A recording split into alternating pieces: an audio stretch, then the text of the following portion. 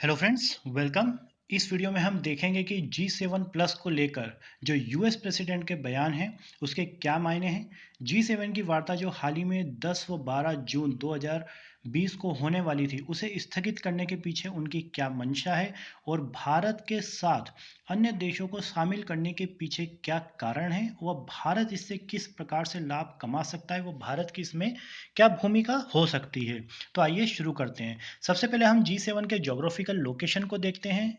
इस मैप में आप देख सकते हैं जो भी येलोइश पोर्शन है वो G7 कंट्रीज को रिप्रेजेंट करता है।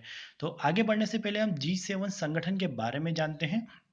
1975 में G7 संगठन बना जिसमें वर्तमान में Canada, France, Germany, Italy, Japan, UK and US है।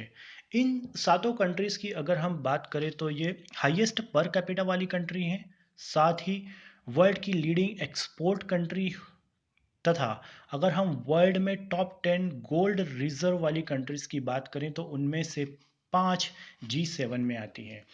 ये जो ग्रुप है ये वर्ल्ड का सबसे ज़्यादा वेल्थीएस्ट ग्रुप और साथ ही मोस्ट इंडस्ट्रियलाइज ग्रुप है। अगर हम वर्ल्ड की जीडीपी नॉमिनल वे में बात करें तो 46% वर्ल्ड की जीडीपी का लगभग G7 कवर करता है और साथ ही 62% ऑफ ग्लोबल नेट वेल्थ इस कंट्रीज के पास है और मात्र 10% की जनसंख्या। तो आप समझ सकते हैं कि ये कितना पावरफुल संगठन हो सकता है। यहाँ ध्यान देने वाली बात यह है कि यह जिस तरह से अन्य संगठन जैसे यूएन हो या नाटो हो या सार्क हो, उनका एक अपना ऑफिशियल चार्टर होता है, एक सेक्रेटरीट होता है, वैसा G7 का नहीं है। जी हाँ, जिस देश में इसकी मीटिंग होने वाली रहती है वही इसकी अध्यक्षता करता है और अध्यक्ष होने के नाते उस देश को कुछ अधिकार भी मिलते हैं। इसी अधिकार का प्रयोग कर कर अभी राष्ट्रपति डोनाल्ड ट्रंप ने स्पेशल इनविटेशन भेजा है 4 कंट्रीज़ को, जिसमें इंडिया, ऑस्ट्रेलिया, साउथ कोरिया और रशिया है। तो आइए हम जानते हैं सबसे पहले G7 की हिस्ट्री के बारे में। G7 की शुरुआत 1975 में हुई। पहले 5 फिर 6 कंट्रीज साथ आईं। वह 1975 को G6 के रूप में शुरुआत हुई। G6 में जो देश थे वो थे France, Italy, UK, Japan, West Germany and USA. बाद में इसमें नेक्स्ट ईयर कनाडा भी जुड़ा जिससे G6 G7 के रूप में परिवर्तित हुआ।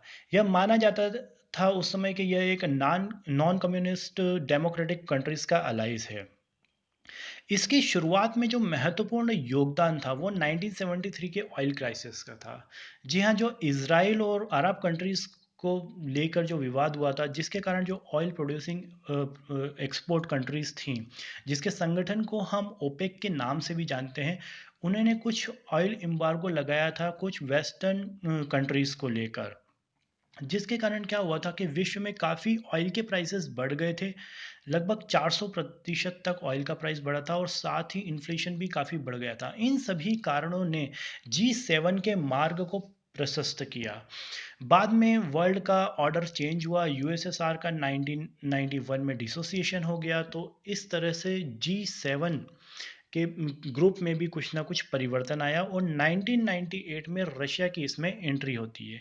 लेकिन रशिया इसमें ज़्यादा समय तक टिक नहीं पाया क्योंकि 2014 में यूक्रेन से क्रीमिया को एनेक्स कर लिया रशिया ने और इस एनेक्सेशन के कारण G7 कंट्रीज ने इस संगठन से रशिया को निकाल दिया 2014 में। तो जो G7 1998 में G8 बना था वही वापस से G7 बन गया 2014 में रशिया को बाहर करने से। अब यहाँ ये देखना होगा कि जो इसका मौजूदा परिप्रेक्ष्य है वो काफ़ी इनइफेक्टिव सा हो गया है, जिसे हाल ही में यूएस प्रेसिडेंट ने बोला कि इसका मौजूदा स्वरूप आजकल की वर्ल्ड की व्यवस्था को नहीं बताता है। इसीलिए उन्होंने इन 4 देशों इंडिया, ऑस्ट्रेलिया, साउथ कोरिया और रशिया को इसमें शामिल करने की बात की है। तो इसके पीछे कई कारण हैं जो आज ये इतना इफेक्टिव नहीं रहा है। जैसे एक चाइना एंगल है, एक आप देखेंगे तो G20 का बढ़ना है और साथ ही इन कंट्रीज़ के आपस में विवाद भी है। तो आइए हम समझते हैं इसका जो मौजूदा परिप्रेक्ष्य है जिसमें ये लगभग इनइफेक्टिव सा हो गया है, उसके पीछे के क्या महत्वपूर्ण कारण हैं। तो राइज ऑफ G20, जी हाँ, G20 का बढ़ना। सबसे पहले हम G20 की अगर बात करें तो ये विश्व की 20 सबसे बड़ी अर्थव्यवस्था मतलब 19 बड़े देश प्लस यूरोपीय यूनियन इसमें शामिल है। इस संगठन की शुरुआत 1998 के जो फाइनेंशियल वर्ल्ड फाइनेंशियल क्राइसिस हुआ था, एशियन फाइनेंशियल क्राइसिस हुआ था सॉरी, उसके बाद 1999 में हुई। इस संगठन ने 2008 के वर्ल्ड फाइनेंशियल क्राइसिस में काफ़ी अच्छी भूमिका निभाई और इसने अपने आप को अपग्रेड भी किया। जी हाँ, 2008 के पहले जो इसकी मीटिंग होती थी वो या तो इन कंट्रीज़ के फाइनेंशियल मिनिस्टर्स और जो गवर्नर थे वो हिस्सा लेते थे, लेकिन 2008 के बाद से इन कंट्रीज़ के हेड इसमें हिस्सा लेने लगे। देखेंगे अगर हम इसके स्वरूप को, तो G7 की सारी कंट्रीज या G8, जब रशिया मिलता है G7 में तो G8 हो जाता है, के अलावा इन G20 में वर्ल्ड की बड़ी उभरती हुई अर्थव्यवस्थाएं भी हैं। तो ये देखा जाता है कि ये काफ़ी एक पावरफुल एलाइज हो रहा है। यहाँ ध्यान देने वाली बात एक ये है कि G20 सिर्फ फाइनेंशियल मुद्दों पर बात करता है, इकोनॉमिक मुद्दों पर बात करता है। तो ये हमें समझना होगा यहाँ पर। तो ये जो संगठन है काफ़ी पावरफुल हो गया है, जिसके कारण कहीं ना कहीं G7 थोड़ा एक बैक स्टेप हो गया है। आगे अगर हम बात करें तो G7 कंट्रीज़ के आपस में भी जो रिश्ते हैं वो कहीं ना कहीं G7 को लूप लाइन में डालने की कोशिश कर रहे हैं।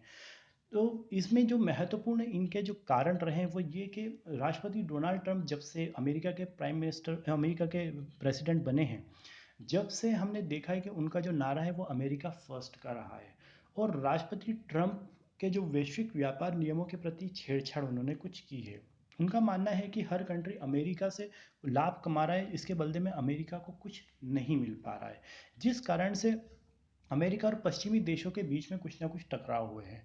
ट्रंप ने इस्पात और एल्यूमिनियम के आयात पर शुल्क लगाया, जिसको लेकर उसके सहयोगी जैसे कनाडा, यूरोपीय यूनियन और मैक्सिको के बीच काफ़ी नाराजगी हुई। वहीं साथ में अमेरिकी राष्ट्रपति डोनाल्ड ट्रंप ने रशिया को इसमें एक बार फिर शामिल करने की बात कही, जिस पर अदर मेंबर कंट्रीज़ को काफ़ी आपत्ति थी। और पिछले 2 वर्षों में हम देख रहे हैं कि जो भी मीटिंग्स हो रही हैं G7 की, उसमें ये विवाद काफ़ी उभर के आ रहे हैं, जो कि ट्रेड रिलेटेड इश्यूज़ हैं, क्लाइमेट चेंज को लेकर ये लोग साथ नहीं आ पा रहे हैं और काफ़ी और भी दूसरे महत्वपूर्ण इश्यूज़ हैं। वहीं अगर हम बात करें, जब से ब्रेग्जिट वाला जो कॉन्सेप्ट आया है, उसके कारण ब्रिटेन और जो ईयू के जो अदर मेंबर्स हैं उनमें भी काफ़ी मनमुटाव देखने को मिल रहा है। साथ ही यूरोपियन कंट्रीज़ में जो राष्ट्रीयता की जो भावना उभर रही है वह भी इसमें एक महत्वपूर्ण भूमिका निभा रही है। और साथ ही यूरोपीय कंट्री के कुछ फाइनेंशियल इनस्टेबिलिटी भी देखने को मिल रही है, जिसके कारण इस संगठन में कहीं ना कहीं कुछ ना कुछ दरारें आ रही है। अब हम बात करते हैं कि ये हाल ही में क्यों ये संगठन इतना फोकस रहा है और इसके अभी वर्तमान इशू क्या है। जी हाँ, तो जैसा हमने पहले भी बात करी, ट्रंप ने अनाउंस किया है कि जो आने वाला अब जो मीटिंग है उसे कैंसिल करा है और उसे सितंबर में तक पोस्टपोन किया है। और उन्होंने एक स्पेशल इनविटेशन भेजा है रशिया, साउथ कोरिया, ऑस्ट्रेलिया और इंडिया को। उन्होंने कहा है कि जो मौजूदा स्वरूप है G7 का, वो कहीं से कहीं तक विश्व की सही परिदृश्य को नहीं बताता है, क्योंकि अब इसमें कुछ अन्य देशों को शामिल करना बहुत ज़रूरी हो गया है। बाकी तीनों कंट्रीज़ को लेकर इतना ज़्यादा विवाद नहीं है, लेकिन रशिया को लेकर कहीं ना कहीं जो यूरोपियन कंट्रीज़ हैं वो कुछ शंका भरी निगाहों से देखते हैं, क्योंकि रशिया हमेशा से ईस्ट यूरोप में कुछ ना कुछ एग्रेसिव मोड में रहता है, जिसके कारण यूरोपियन कंट्री कुछ ना कुछ सतर्कता हमेशा बरतती हैं। आगे हम बात करते हैं कि जो ये इनविटेशन आया है, तो अगर G7 या G7 प्लस में इंडिया शामिल होता है तो इंडिया को उससे क्या मिलेगा और वर्ल्ड पर इससे क्या प्रभाव पड़ेगा। तो अगर हम इंडिया की बात करें तो इंडिया वर्ल्ड में 5th नंबर पे इकोनॉमिक पावर है और साथ ही विश्व में शांति के लिए मतलब जो UN पीस के मिशन होते हैं उसमें इंडिया हमेशा से एक बढ़ चढ़कर बहुत अच्छी भूमिका निभाता है। साथ ही वर्ल्ड की सबसे बड़ी डेमोक्रेसी होने के नाते भी इंडिया हमेशा से ये वकालत करता रहा है कि जितने भी टॉप ग्लोबल प्लेटफॉर्म हैं उसमें भारत को होना चाहिए, चाहे वो UN सिक्योरिटी काउंसिल के परमानेंट मेंबर की सीट हो, चाहे वो न्यूक्लियर सप्लायर ग्रुप हो, और अब जैसा कि G7, अगर भारत G7 या G7 प्लस के सदस्य बनता है तो ये न सिर्फ भारत बल्कि विश्व के कई देशों के लिए लाभकारी होगा, खास तौर से डेवलपिंग कंट्रीज को, क्योंकि भारत हमेशा से इन देशों का प्रतिनिधि के रूप में माना जाता है। अब भारत को इससे क्या लाभ हो सकता है? तो जो हाल ही परिपेक्ष में जो बदलाव हो रहा है, वो जो कोविड 19 पैंडमिक सिचुएशन आया है उसके बाद हो रहा है। और इस बदलाव में कहीं ना कहीं एक चाइना एंगल भी देखा जा रहा है, क्योंकि जो इनविटेशन डोनाल्ड ट्रंप ने दिया है उसमें उन्होंने बोला है कि उभरती हुई कुछ बड़ी अर्थव्यवस्थाएं जो हैं उनका भी यहाँ पे शामिल होना है। तो ये देखा जाता है कि चाइना एक बड़ी अर्थव्यवस्था है, लेकिन उसके बाद भी उसे इसमें इनविटेशन नहीं, उसे इसमें चाइना को इससे बाहर रखा गया है। चाइना ने अभी हाल ही में जो पैंडेमिक सिचुएशन हुआ उसमें काफ़ी मौके का फ़ायदा उठाया। वह अन्य देशों में कुछ बड़े बड़े इन्वेस्टमेंट किए। जैसे आप देख सकते हैं, आपको पता होगा कि भारत में भी एचडीएफसी बैंक में चाइना ने अपनी हिस्सेदारी बढ़ाई है। बाद में भारत ने कुछ अपने रूल्स चेंज किए जिसके कारण से अब वो इस तरह के इन्वेस्टमेंट नहीं कर सकता। यही इसी तरह के काम चाइना ने ऑस्ट्रेलिया, ब्रिटेन और फ्रांस दूसरी जगह भी करने की कोशिश करी, और बाद में उन्होंने भी कुछ रूल बनाए। अगर ये सब देश साथ मिलकर आकर एक कोऑर्डिनेट के रूप में काम करते हैं, कोऑर्डिनेशन में काम करते हैं और एक सही रणनीति बनाते हैं, एक स्ट्रेटेजी बनाते हैं, तो इसके काफ़ी अच्छे परिणाम हो सकते हैं। वहीं भारत को इसमें एक बहुत बड़ा लाभ ये है कि भारत को यूएन सिक्योरिटी काउंसिल और एनएसजी में दावेदारी उसकी मजबूत होगी। साथ ही उसका जो डिफेंस कोलेशन है इन कंट्रीज़ के साथ वो भी मजबूत होगा, क्योंकि इसमें काफ़ी बड़ी बड़ी कंट्रीज़ हैं।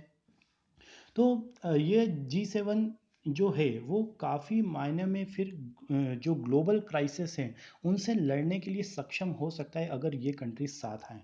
और साथ ही भारत जो कि जिसका पड़ोसी एक चाइना बहुत ही बड़ा देश है और बहुत बड़ी इकोनॉमी है, तो चाइना के साथ विवादों में भारत को हमेशा कुछ ना कुछ सहयोग मिलेगा।